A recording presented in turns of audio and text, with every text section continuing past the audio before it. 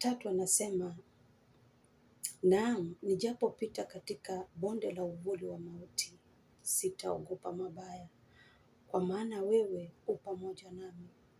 Gogo lako na fimbo yako vyanifariji.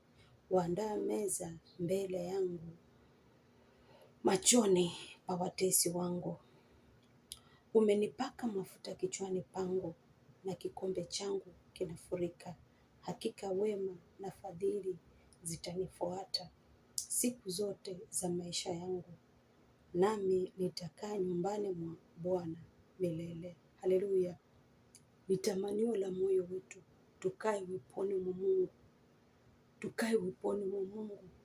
Hatutaenda tuishi kanisani. Maisha yanatuhitaji, maisha yanatuhitaji. Tutatembea na Mungu, tutembee katika sheria za Mungu, na tutembee katika uwepo wa Mungu. Bye bye, siku njema. Mungu akubariki na kutenda mema.